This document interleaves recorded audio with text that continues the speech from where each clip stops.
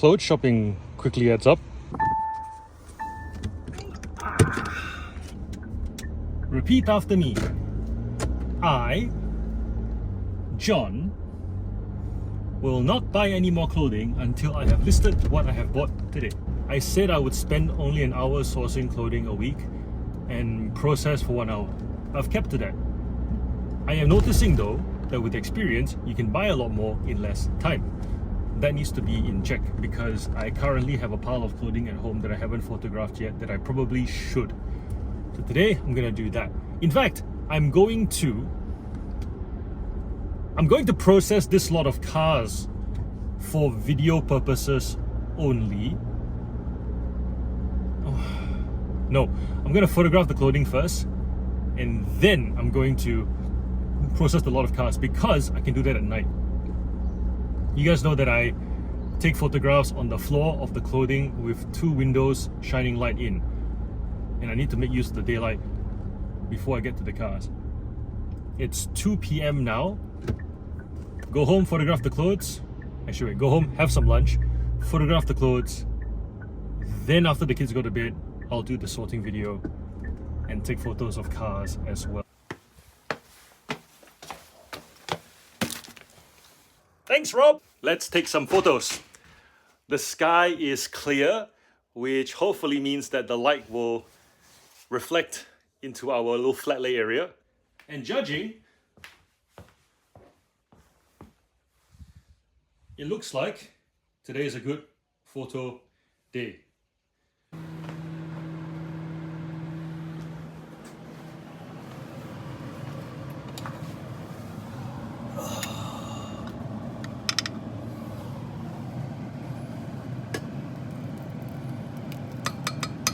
Bacon fat!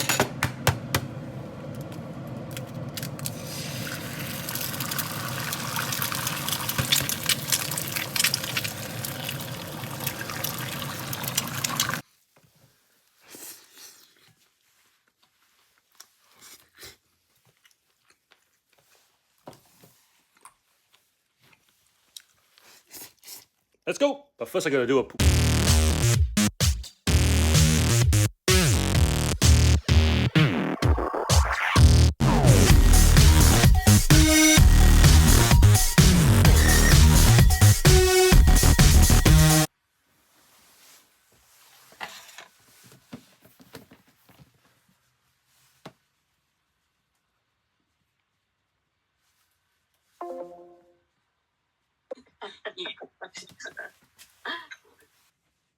Yeah. Bug chucking? I forgot about that. How convenient. We were supposed to send them to John, weren't we? Is that what we were doing? Remind me. Yeah, Sure. John said to me that we're gonna catch up, and then with John and I, and we're gonna throw them or something. Yeah, but didn't we have to send them from different locations in Australia, packaged the way we normally would, to see which ones make it? Oh, I mean, something different. But he said something. He wanted to do something about throwing and see how if they Yeah. break. Yeah, Yeah. I don't know. That was a couple of weeks ago. He must be busy or something, or he's forgotten. Yeah. I haven't forgotten. Through the test. I haven't forgotten. Oh, there you are. Yeah. Sneaky. Busy is the right assumption. Yeah. Matilda. I saw it said busy or forgotten. So he's just busy.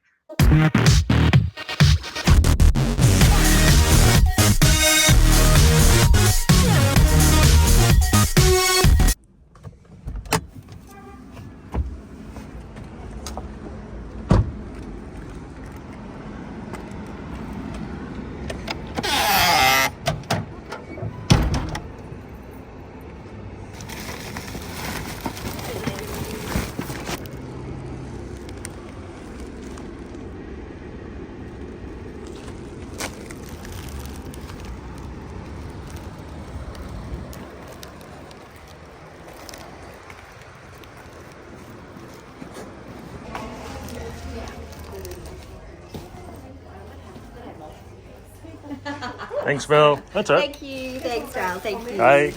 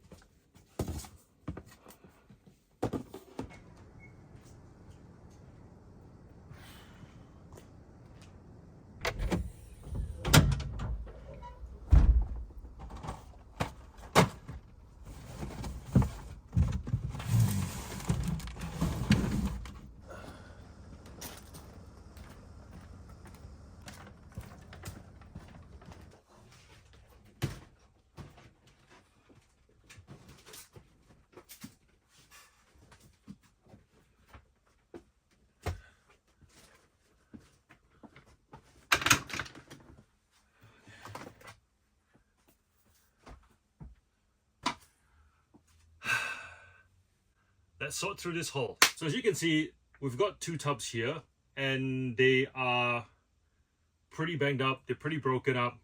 A lot of the packaging has already been stuffed, and this kind of thing is sold as a diorama, which means that people pay to have it still in the packaging.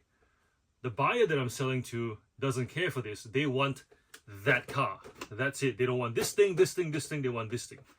And so this box actually sells for $100 if you wait about 6 months. If you take a best offer of 80, you can sell it within 2 weeks. But by splitting up the cars, I get 120 for it. And I'm happy to do that because I have a store that's built for that. Which is why this lot didn't intimidate me, because despite all the banged up packaging, I'm happy to take photos of them loose. But the first step is to sort through it all, isolate the ones that have great packaging versus that I will still sell as sealed, versus the ones that have banged up packaging that will make loose. And then we can work out what the return on investment is.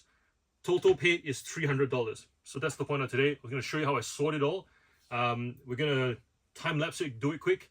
And then once we get to points where there's something we're talking about, we'll talk about it.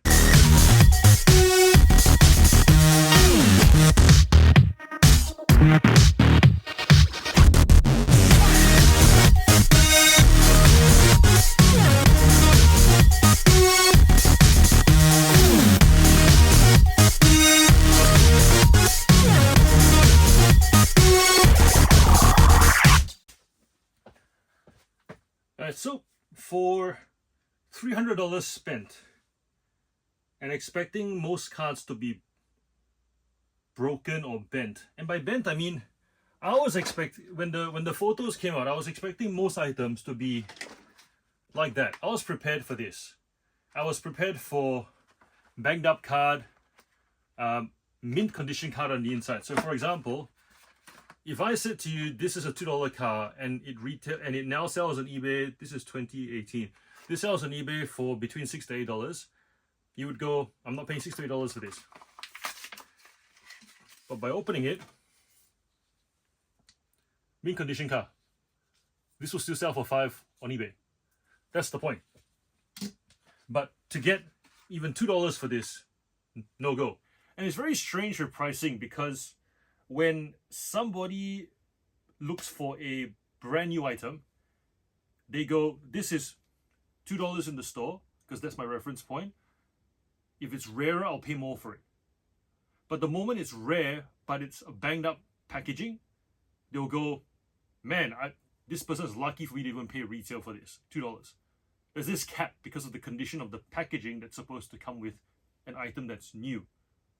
But when someone who is a loose collector is thinking about buying a car like this, they'll go, I'll pay $1 for it in used condition, but I'm happy to go up to $4 for it to be mint condition because I don't expect to be mint. It doesn't make sense, but they do it, which is really weird. And I have a funny feeling there are buyers who will sort by new and by used. Could be them. Something about compromised packaging doesn't convey that an item is still good. If I said to you, here's a toaster, but the box has been banged up, but it's still sealed though. As a consumer, you go, is it still good? Are the electronics still working? But the fact is, there's a very good chance once you break the seal and pull the item out, you get a mint condition item. But yet, because of the doubt, and because you don't get to break the seal to find out, you now want to know what's in the box, which is why you'll pay more for this than an item that's brand new in packaging, but really bad packaging. The other thing about knowing who your target buyer is how they display their items. Most carded collectors like to hang their cars on a wall. They'll have a series of 3M hooks on a wall, and they'll hang them like this. It'll be on a wall like that for them to look at, almost like 3D photo frames. The moment you have hooks like this, they can no longer hang. The cards will flop off the wall, and as such, the card is useless.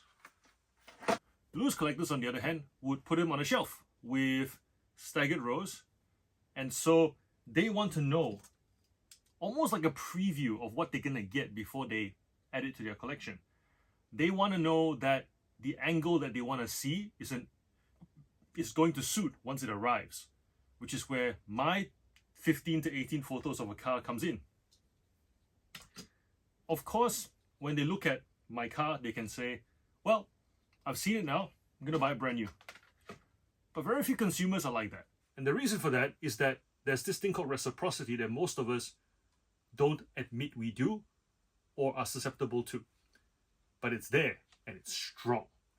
For example, when you sit at a car dealership and you're asking questions about an item, about the car, you're asking how much the features cost, there's this very obvious calculated exchange. I'll give you 5 questions if you indicate to me ever so slowly even that you are going to buy. There comes a point when a salesperson who may be a bit jaded says, well, hope I hear from you, but his body language is like, yeah, you're not going to buy. When you see that salesperson, you still feel good to go and shop elsewhere. You may try and compare price elsewhere, you may come back, but if you come back, it's not because of the salesperson, it's because the price next door was even more expensive. But consider the situation where you meet a salesperson who listens to you, understands all your needs, shows you the car from every angle, allows you to recline the seats, tells you to go for a test drive. Take your time. In fact, let your wife have a drive as well. If you just go around the corner, it's about 2 kilometers away. Don't worry, it's not too far. We have your details. We're not, you can't take the car. You can't steal the car. Go around the corner. It's about 2 kilometers away. There's a shopping mall there. The car park's usually empty. Try and reverse park the car. You'll see how easy it is. And then when you come back, the salesperson, you can tell, has this confidence, like he knows. He's done something to convince you that this car is for you. It's like he knows that when you come back, you've done the reversing. He can see it in the way you walk. Like, I like this car. And then you sit down ready to talk more. That's that reciprocity at play. And so, sure, there will definitely be buyers who will look at all the photos and say, you know what, this is what brand new looks like, I'll go buy brand new. But there is a good chunk of buyers, there are a good chunk of buyers who will buy the item that they see and they've enjoyed, because reciprocity demands it. So keep that in mind when you are creating an offering for your buyer. Oftentimes I'll see listings that have 3 photos, 4 photos, and I can't help but feel like it's not enough to hook me in. However, when I go to websites like Foot Locker, Nike, where they will give me a scrolling 8 images, and I scroll down and I see the shoes on feet, I see the shoes on a shelf, I see lifestyle shots where someone is lacing them up on the staircase of a basketball court. All of that tells me, yeah, that's the experience I want.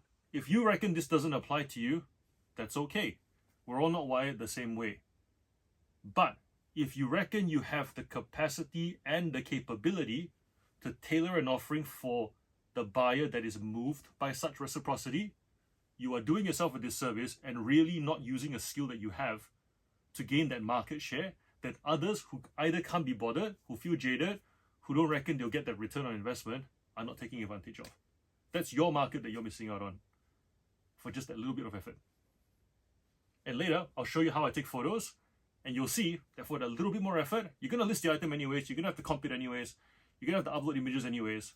What is an additional 15 photos? What is it? Sure, it may compound over time, but if you can secure market share, and if you can do something that others are not doing, it's going to be worth your while. Right, so looking at the split, whilst I was expecting there to be a lot of banged up packaging, I would say it's a fairly, no, it's not 50-50, it's more like 40. There's 2 rows here, but 3 rows there. Actually that's the diorama underneath. So it's 2 and 2 and a diorama. I'm a bit annoyed that some really sought after stuff is banged up like this, warped card and all, but A-team car. This guy has so many first edition, the classic Batmobile, the TV Batmobile. These ones go for $10 each. So just looking at what I've got here, I think I counted 10 of these, that's $100. You already know that the diorama set that's under there goes for $120. These ones go for between 20 and $30. There were 3 Homer Simpson cars. They go for $30. There you go. That's the 300, and the rest is cream. So this is actually a really good lot. And I'm now going to crack these open and photograph them, and I'm going to photograph these. Some of these cars I even haven't seen before, that I'm tempted to just crack them all open and photograph them, but I will refrain because, as you guys already know, my way of enjoying this business is to photograph because I get to touch it all. But I will refrain from cracking these ones open because these are, oh, I want to though.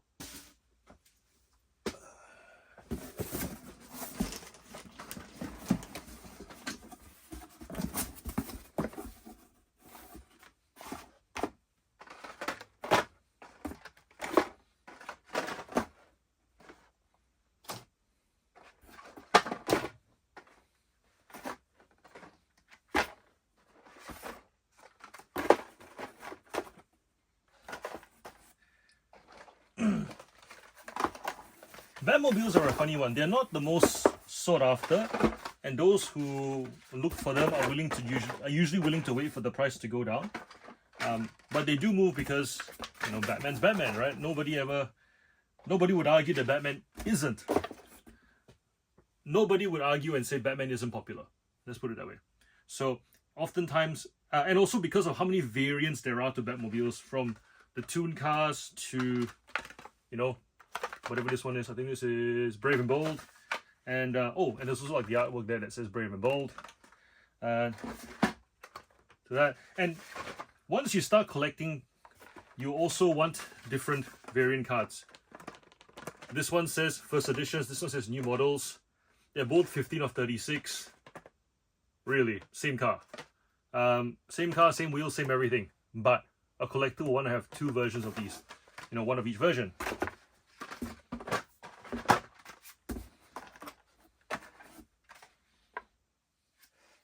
There's also varying artwork, like these are both Back to the Future time machines, the DeLorean. The wheels are slightly different, as you can see. One's a long cut, one's a short cut, different artwork. Usually with Hot Wheels, they try and reflect the actual design on the artwork as well. So it's not like as if they'll do the same DeLorean artwork, but change the car. The wheels are different, even the windshield is black. In this case, it doesn't reflect the blue, but this one does, see? Little details like that, collectors just, they will pay to finish the collection. This whole feeling of something missing. And those of you who sell collectibles, you know exactly what I mean. I'm not exaggerating. Well, this one's got a split card, so we're gonna crack that one open. When going through and sorting what should be photographed and not photographed, it's actually very easy to miss out on little details that tell, like, you know, you'll think this is a good card and you go, oh. So yeah, always good to do a second round over just to make sure that, yeah, like this one, look at that, it's like so warped. I could be bothered. I don't think I'm bothered to try and make it flat. Some cards I will, some I won't. This one's from 2022, so nah, probably not worth very much for the effort. Another first edition car. We've got, I said 10 before, 1, 2, 3, 4, 5, 6, 7, 8, 9, 10, 11, 12, 13.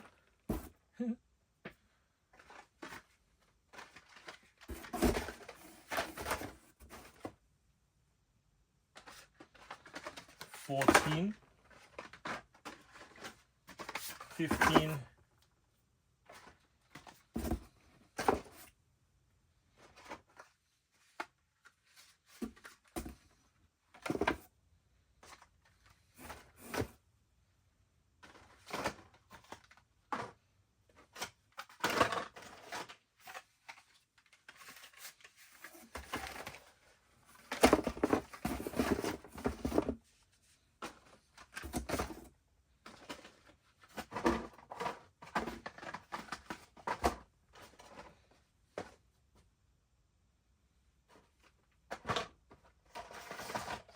16. There's more in the underneath row as well. Yep. 17, 18, 19. I think it was 20. From memory, there was 20. Nope, 19. So yeah, look, $190 just in first edition TV series Batmobiles. They've also got these retro entertainment cars that what happens is they come in rubber wheels, if you can see. A lot more detail in the body as well. Essentially, no panel goes unpainted. Even the headlights in the front, you can see there's a white to the headlights. As opposed to mainline cars, where the headlights, you're usually missing a detail somewhere. For example, Ford Escort from Fast and Furious, if you look at the front, the headlights aren't painted. Neither are the tail lights.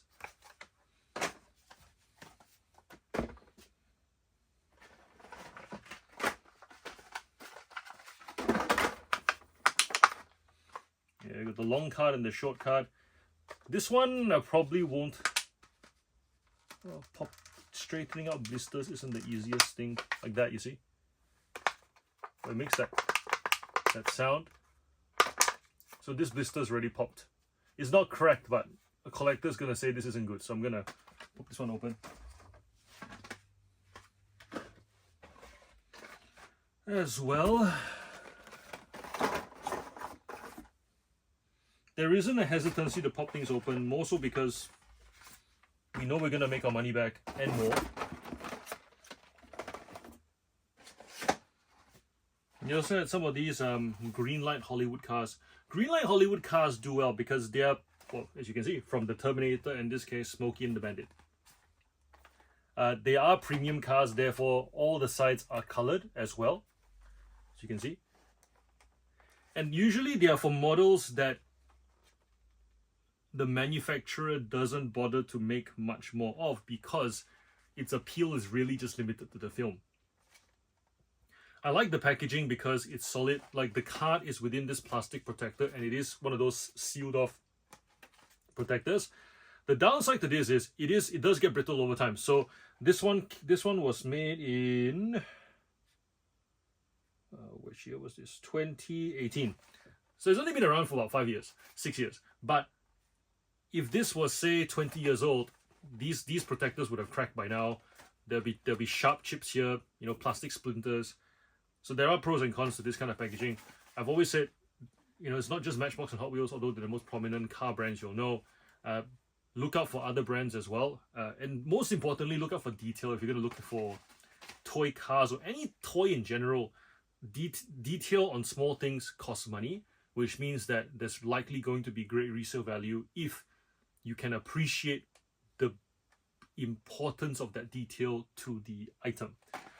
We had a Kenny from Light My Bricks, in our Discord talking about his lighting kits for Lego, and he was saying that even though you can create, you can design lights to go with a Lego set, you need to be mindful of whether it elevates the design or whether it overpowers the design with too much detail. So that's what I mean by the importance of the detail. If, you know, for example, a car has headlights, taillights, inside lights, that's about it. If you put, you know, rotating neons underneath and rotating neons on the wheels and whatnot, it starts to look like not a real thing anymore, which if you're building a 1997 Mustang out of Lego, you want it to look like the Mustang in real life. You don't want it to look like a kid's toy. So therefore, when you pick up any sort of toy, whether it be an action figure, a doll, a vehicle, an animal, you want to ask yourself, does the detail elevate the item? Does the detail make the item more realistic? Or does the detail just make it weird? In which case, if it makes it weird, too much detail, probably not worth picking up.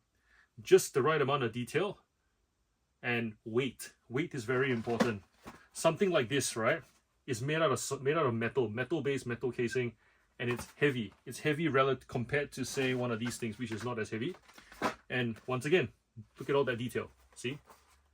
Detail that makes the car more real, but not so much that it looks like a toy.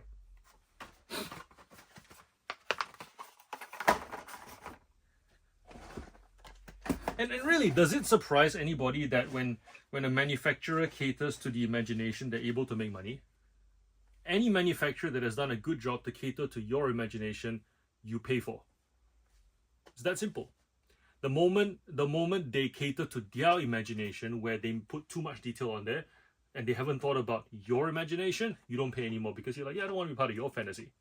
But if they're able to tap into your fantasy and make you feel like you can live your fantasy via their product, you'll pay. It's as simple as that. And that's what you come to this channel for, isn't it? The marketing stuff. You don't come here to learn about SKU systems. You don't come here to learn about neatness. I'm not the neatest person. You definitely don't come here to watch me work in a fancy warehouse. But what you come here for is to learn how to sell. And that's the thing that I'm good at. So that's the discussion we'll have. Why items sell. Because if you can sell items, you can make money. And if you can make money, you can then learn to do every other thing that will help your business grow. If you're good at every other thing, but you can't make money, you can't make sales, and you don't understand your buyers, you don't have a business. That's how I look at it. As you can tell, very sales driven. And even back when I was in a job as a banker, anything sales related, I did fantastic at. The moment I was supposed to be compliant and I was supposed to fill out forms a certain way in order to document conversations with clients. Not illegal, not like the illegal kind of thing, but more of a, we used to have this thing called an A to Z review, right? Which was I'll try and find a screenshot of it. I'm sure it's on the internet somewhere. Which was a blue piece of paper with a roadmap. And to me, it was bullshit. But in short, it was, you had to talk about the customer, where they're at today, where they want to be, and try and paint their life for them on a note, on this 2-piece A4 thing. But it was so distracting because you had to fill out all these things so that your manager could go, I see that you've had this conversation with the buyer. Good on you. You know, you're complying with the process. When in reality, if you had a great understanding of buyer behavior, if you were able to have a natural conversation with someone, screw that. Take the notes later. You know, just talk, care, actually listen. Like the really good car salesperson who knows what you need, and is because they've heard you talk about your life. Hey, tell me about your wedding that's coming up. Great. So it sounds like you want to put money aside for 6 different things. Here are 6 different bank accounts that are completely free. Separate your money. When you're done with them, come back, we'll close it for you. Simple as that. 6 sales for me. 6 really awesome operational splits for you. Serves its job. You know? That's not salesy. That's meeting a need with a solution. And so, but this whole paper thing used to mess with me, and I didn't want to do it. And I used to get into so many arguments with my manager, to the point where one day she got the head financial planner person in our area to come and coach me for a role play. We did the role play. He was like, yeah, you've covered all the bases. Don't see what the issue is. Just fill out the form later. She was not happy. She didn't like being embarrassed in front of superiors. Not my intention. But if you insist that things must be done a certain way, I used to hate that, which is why I'm self-employed. But so yeah, if you're the point being is, if you're here to learn about all that admin stuff, I'm not the person for it. But I can point you in the direction of someone who is within our Discord. Several people, many of them actually, and they do a fantastic job keeping me accountable to do things in a more organized manner. But when it comes to sales, boom, this boy lights up. Anywho, been wanting to talk about that. Never really had the chance, and somehow it's rolling off the tongue quite naturally, so I've just decided not to stop. Alright, so we've boxed up the cars that are good carded cars to sell. Oh, this is such a pretty box. And next step is to crack these ones open. ASMR style. Alright, so I might be wrong, but I have a funny feeling most of that is packaging, and the cars will actually fit in here. So we shall see. We shall see.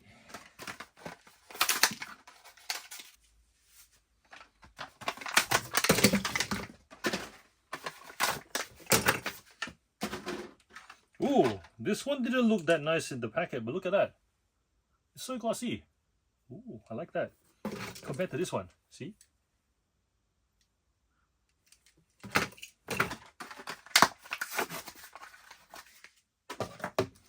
That's what I mean, right? Give me more cars to open, that way I can enjoy them, rather than have to photograph them, rather than have to sell them carded.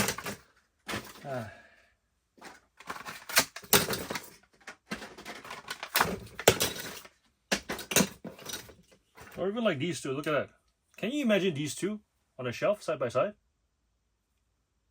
Same colorway, look at that. Any angle you pick.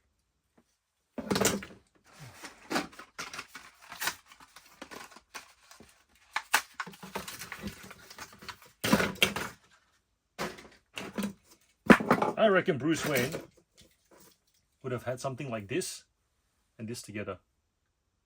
They can go side by side too.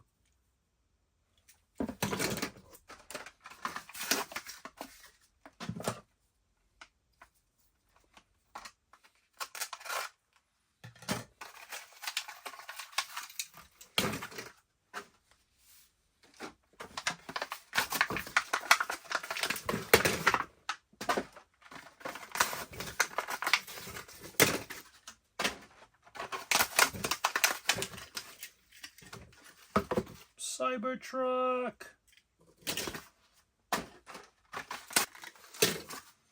Even with all the variants, I don't actually keep the cards because I know what models they are. I don't remember what variants they are, but the way that I comp my stuff is just faster to type on the keyboard and look it up on Google anyways. So like these ones are the same, but there are some different ones coming up where it'll look a little bit different. And yeah, I don't even bother, like this one here.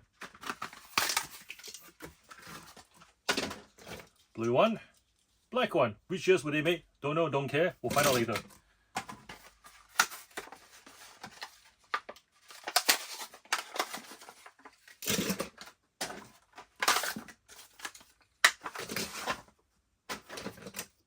The Homer Simpson car.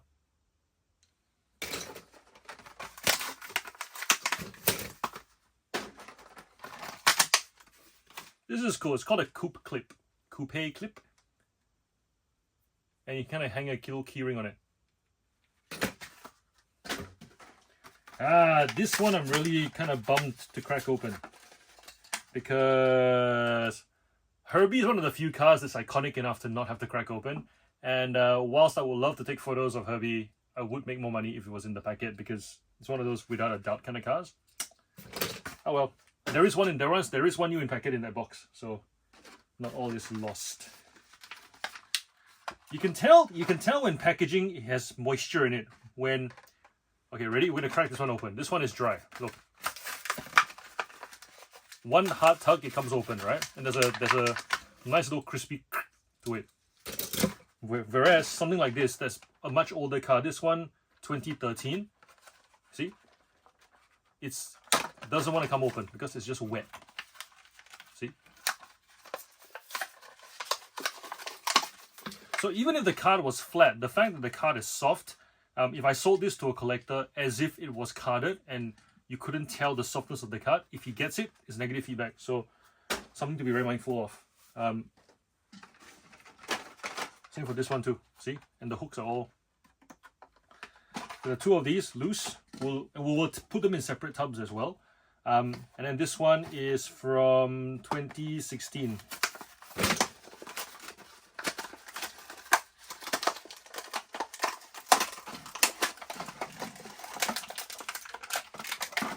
Let's try something. I'm going to hold these two cars up for you, these two mystery machines up for you from here.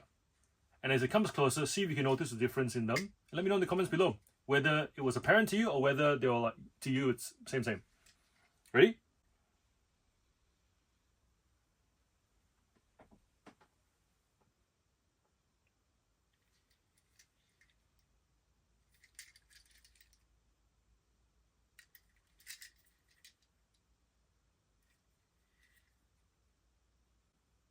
Go.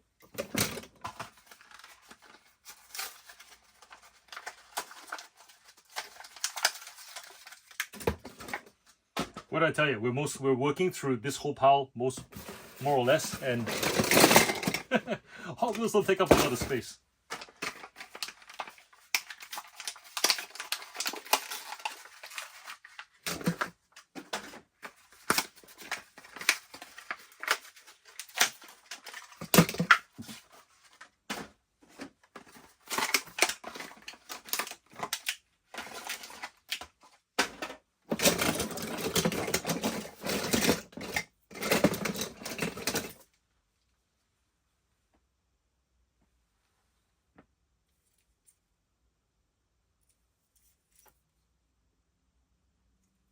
Let me know. Which one would you buy? This one or this one? One or two?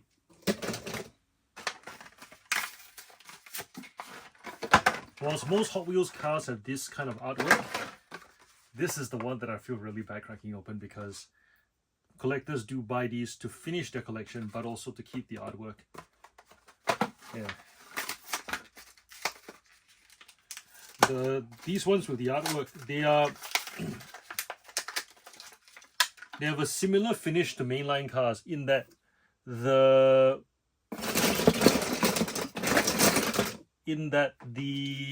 headlights are not painted, neither are the tail lights.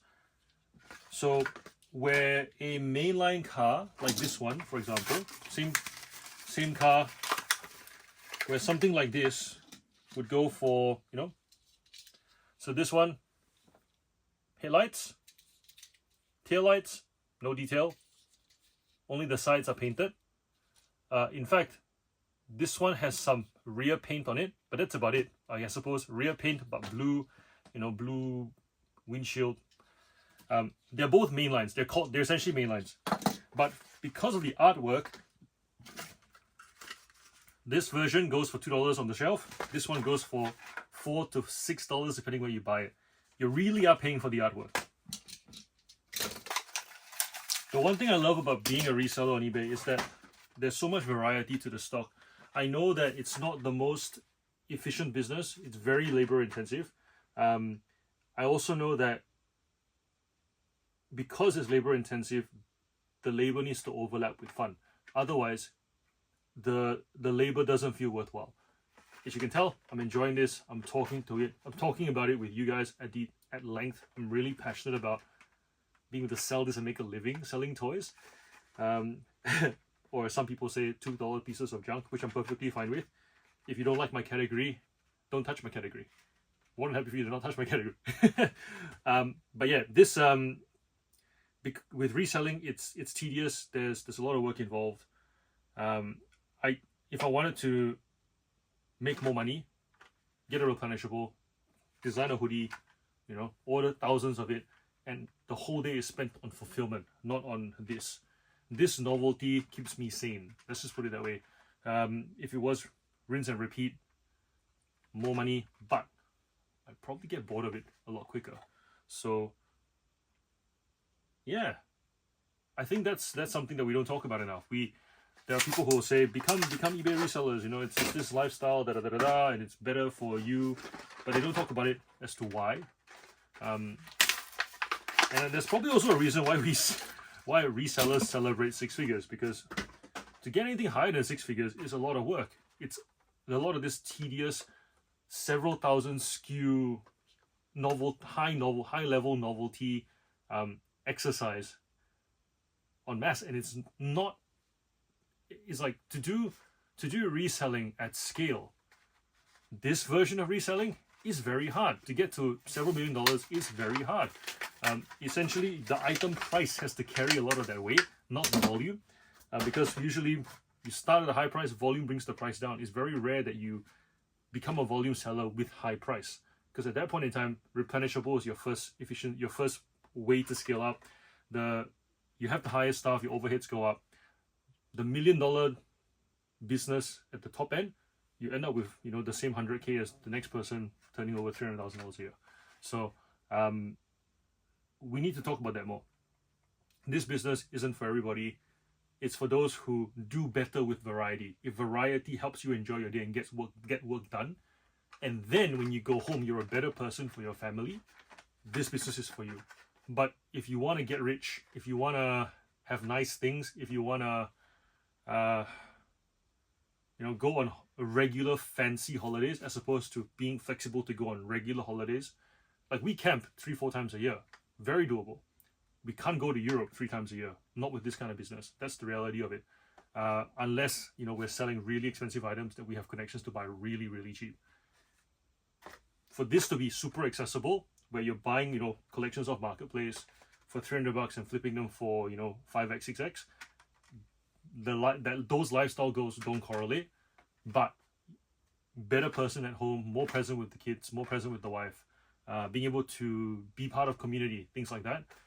Being able to let go of a lot of that status that need to be materialistic, the need to have the thing, the nice thing to help you establish your outer identity, I suppose. I've let a lot of that go, and I'm definitely a lot happier for it. I feel more authentic for it as well. For me, right? This is for me, and if this is for you, you relate to this. But if it's not for you, I'm not judging you. Please don't take it that way. All this to say, this business isn't for everybody, but it can be very enjoyable for those who it's a fit for. As with all things. I've never seen this before. Novelty. Ooh. Hover mode. That's so nice. That's so nice.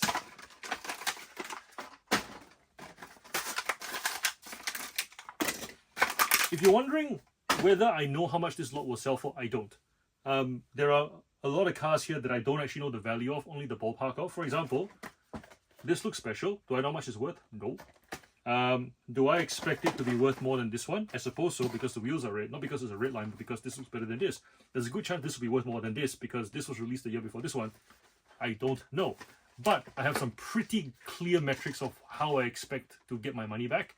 And I could tell already, just on that ballpark, that I will at least 5x, 6x my investment of the 300. Now, that means that I still get to enjoy the comping process. It's not boring. I don't know what I'm going to get. And it's not because the market has changed or whatever. It's all still fresh and new. So if you're watching this thinking, yeah, John knows what it's worth. If I don't know what it's worth, I can't get into, eBay reselling. That's not true. You can, because oftentimes we learn as we go. That's the fun part of it. You don't need item knowledge to that item specific detail in order to do this business. You just need to have an understanding of why people buy shit. That's really it. And if that part's too hard, then master one of these skills and photography, fulfillment or whatever, and go help someone with the business. You don't have to be the person who gets the items. Or if you're in a family situation where your partner is good at knowing product value and how to sell and things like that, but you're wondering whether you need that level of knowledge before you can participate in the business, you don't. You can be a fantastic photographer. You can be a very organized person, very neat person. When I had my full-timer, Brian, my sister Josh, those two kept this space very neat. This space is already a result of their input. I'll try and find photos of what it was like when it was just me. I can walk through it now. Consolidated a bunch of boxes together. And it's starting to shape up.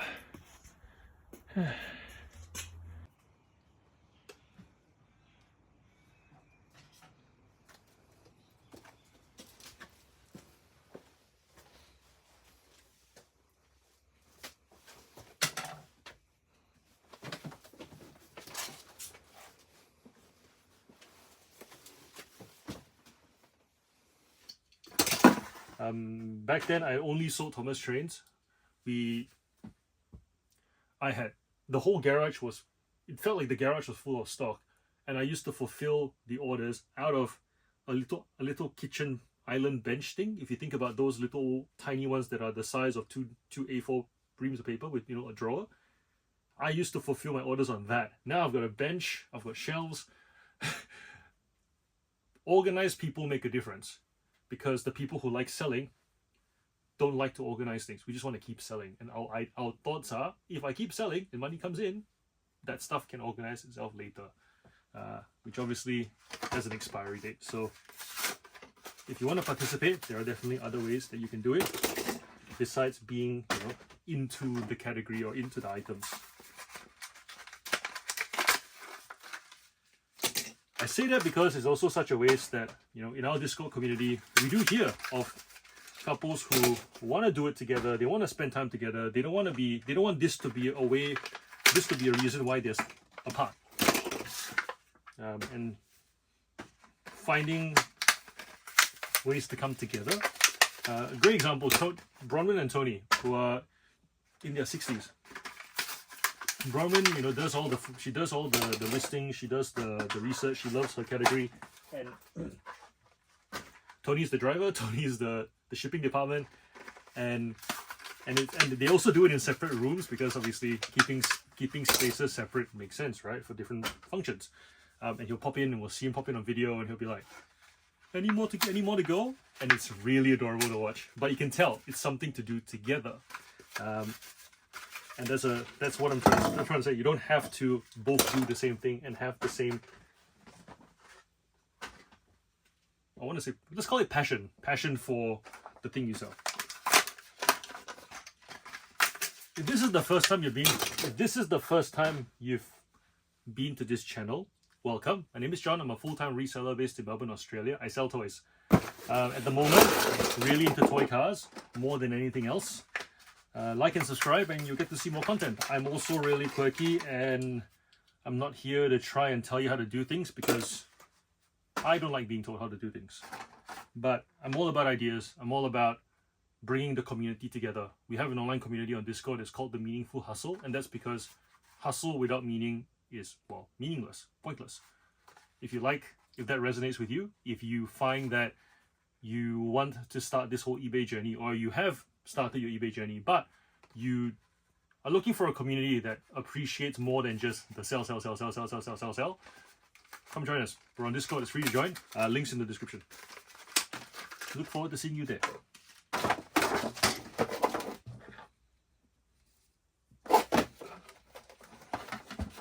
Out of all the Hot Wheels cars to break open, this one is probably the most painful for you if you're a collector, because it feels almost sacrilegious to open these boxes.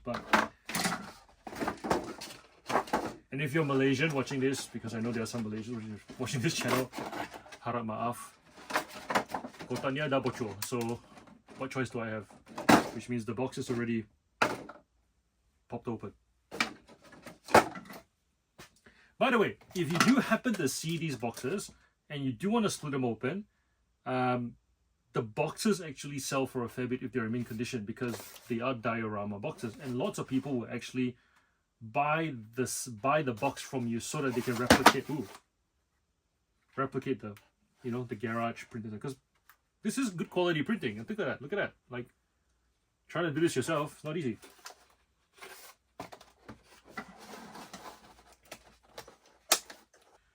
If you're watching this video and you're finding yourself wondering, John, I don't sell toy cars, and a lot of your examples relate to toys, how does it relate to my category? Let's have a conversation about that. You can do that in two ways. You can either comment below and say, I sell this, how do I achieve understanding my target buyer? This is my target buyer, how do I cater to them? Let me know what you sell, and we'll have a conversation in the comments. Method number 2, join our Discord community, and we can do it in voice. In Discord, we've got video hangouts where you can literally have 20 of us talking at the same time. And throughout the day, we are there. There are no set sessions. We don't do classes like some other communities do. It's just come and hang with us, and if you have a question, ask. And if someone is there, we'll talk about it.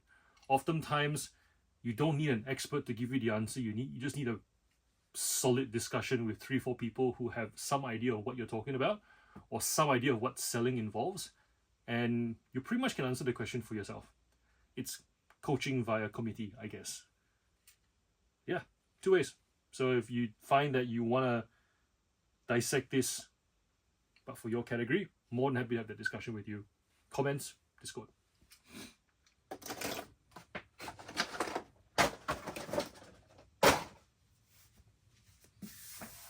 And what did I tell you? The box was big enough.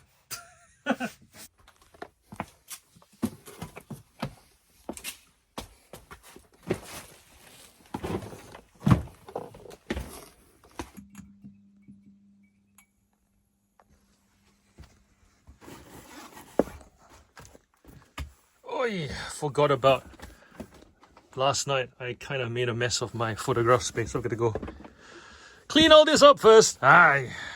Before I can start taking photos. Bummer, isn't it?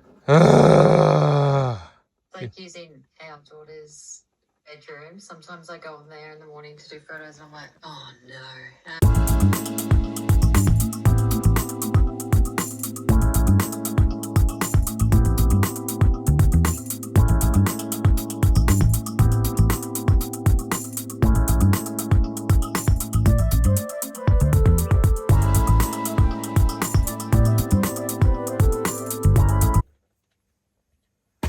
This is done. 1,379 photos. This box was full before, now there's a third of it left. Thanks to Renee for keeping me company on Discord whilst I did this. It's 2 o'clock now. Should probably head to bed. Feels good. Feels good to finish up a tub. But as you can see, with Hot Wheels, very tiny, very compact. I can definitely keep growing this business doing this.